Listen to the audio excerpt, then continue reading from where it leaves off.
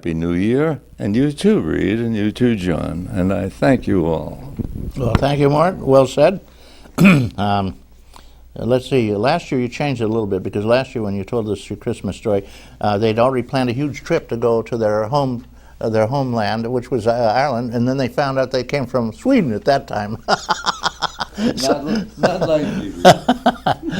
Mort Flexer, the geezer who tells it like it is. He shoots from the hip. We have a lot of interesting things to do here to talk about. We got a guest, John Hamels.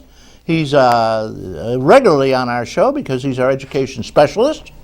And we're going to talk about the mergers, which are being pushed by the state. And we're going to be talking, the state makes it financially a good idea at first. We're not sure about the long run. We are suffering shrinkage in our schools. The schools are kind of designed for increasing growth. They're some of them down to half what they were when they were built. And so that's an interesting thing. The budget seems to go up, though.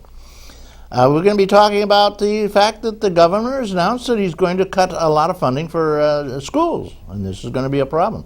And if you have something you want to ask about your school, you may call in at any time during the show, and I'll put the number up for you. It's 753-JACK, like Jack your phone in, Jack Rabbit. You can do it with that speed, and you will be all over the county, live. Anybody wants to call in. You know, anybody can call in from anywhere in the world. Just call in between 9 and 10 on Saturday morning, and you're there. You're a magic carpet to the universe.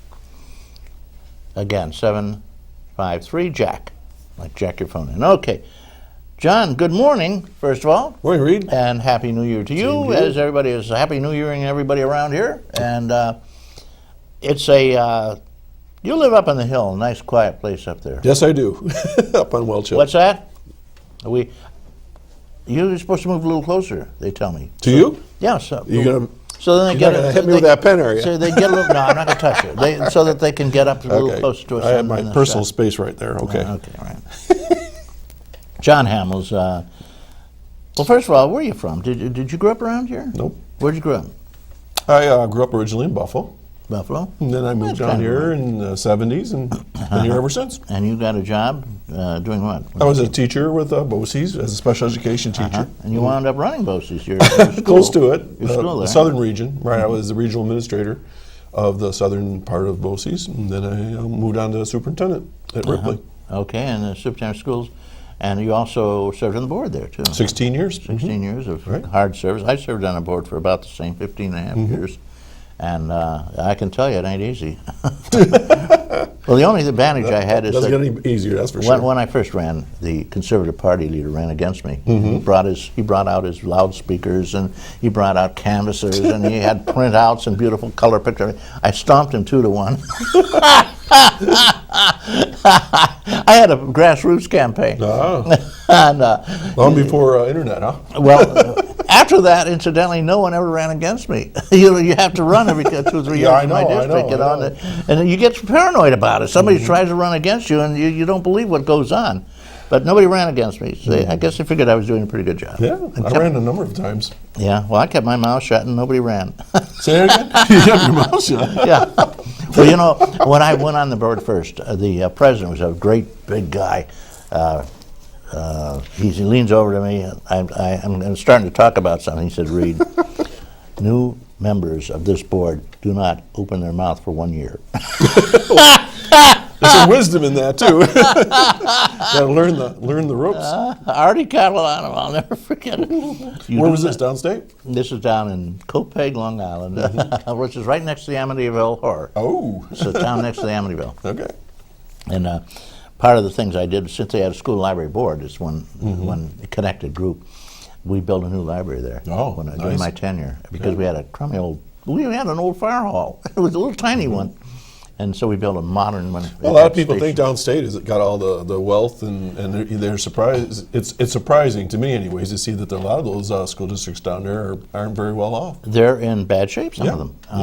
They pay their superintendents down there, $150,000, $200,000. Yeah, but the cheeseburger is $5. Yeah, and the house you buy is $500,000, you know, and that's for a shack. Yeah, you want a little shack. It's all skewed. So there is kind of a weird setup there. If you could just have your salary down, that's why a lot of people retire. I know. Retire and they get these huge retirements, and then they come out to Westfield or Ripley, and they get the biggest house in town, and they're the richest benefactor that you've ever heard of because they got so much Bring the money. money back, though. Well, that's the nice thing about Stock County is a lot of retirees are coming, and they bring dough with them, a lot of dough. I'm seeing a lot of younger folks coming back that have been gone maybe 5, 10 years, Yeah. and my Well, that's 'cause oldest they're son, he says, out of a job, they gotta stay with mom. No, they want to come back because they're realizing that things aren't so wonderful in some of these other cities, or down south. All of a sudden, hurricanes are a problem, or fire ants, Mudslides, down in Texas, earthquakes, mudslides, fires. yeah, or taxes, crime rate, all that sort of thing. Well, the taxes are high here. You don't have to worry about taxes, but they don't earn any income because they're all unemployed. They're coming home to live with mom and dad, They're not living with me. But a lot of seniors coming in. Seniors bring in a big income. Yep. So it's almost half our county budget is senior-oriented income. No, it's Yeah, huge. Well, just think about the baby boomers. How many there are of us? The three of us. But but if you look at the statistics, it's the largest population ever that is going to live on this earth. Oh yeah, and There's lots of us, and it's growing. oh yeah, and because of the fact that medicine has improved, Right. people have stopped drinking and smoking, and they're living longer and better lives. Absolutely. No question about it. So yeah, the boomers are going to be in control for a while. But of course, the government's trying to starve us to death because they're not going to give us any increase. Remember, they say, well, you should have your pension. Well, the pensioner people say, wait a minute now. If the government says there's no inflation, no COLA from us either. I heard you say that earlier. Yeah, yeah. New York State teachers, 1%. He's winding up. Here we go. All right. All right. Now, the merger. What happened in Brockton? And you're on the inside. You got your. I have my contacts, You right? got your ear to the rail, as they say. You remember the Indians? You could tell when a train was coming Right. 15,000 miles away because they just put their ear down on the rail, and they could hear the train. Okay, I'm going to give you what I would consider a politically, educationally correct answer. Okay, because I really don't know the You're details. going to say I don't know diddly. Oh, well, you could say that, but I do know Diddley. Okay, tell me. He was a great What guitarist. What happened? Okay.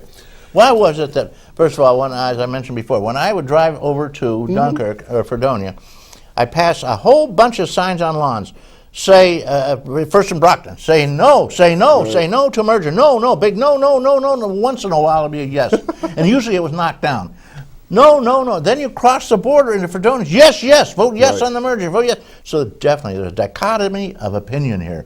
Go on. All right, well, you said earlier that I was an expert. Well, I don't know if I'd go that far, but look, I just want the viewers to understand a couple of things. I was involved very heavily in the time when our BOCES merged back in the 80s. And as many of you guys know, that I was the president of the board at the time Ripley and Westfield tried to have an annexation. And I was involved with the Sherman Ripley. And then just recently, I was interim over at Westfield, and I was on the other end of things when we were looking at a merger with Westfield and Ripley again. And then I watched from the sidelines with the Fredonia-Brockton merger study and what was going on. And let me just put it this way. You say, well, what happened? This is what happens. People get polarized, all right? And it's like an election. It's like anything that is very personal, something that's very close to the vest for people. And so it's almost like us against them. And because, and I'll think about this, Reed, because it took me a little bit to understand this, because living in Buffalo, things weren't quite the same. Mm-hmm. But if you understand, when you talk to some people from our communities, especially when it's a first-time issue, the school was their second home. The school was a safe place. It was where they made friends. It's where they maybe met their spouse. Their grandchildren go there. Their children went there. This is not just a building, but this is part of their lives, their fabric in the community. It's the community center. It's where they go for sporting events. And I can go on and on and on. But this is what I've found across the board when I've talked to folks during these situations. And a lot of these people simply say, we don't want it. We don't want to give it up. We like what we have, and we're willing to pay the higher tax.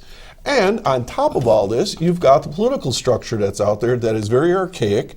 It makes it extremely difficult for school boards and superintendents and communities to go through this process. There's no wiggle room, because a lot of times we say, well, if we could just guarantee this, everybody would be okay. But there's lots of unknowns because of the way it's structured. I'll give you an example. In a merger situation, there is no Board of Education if it's approved. You start from scratch, just like they did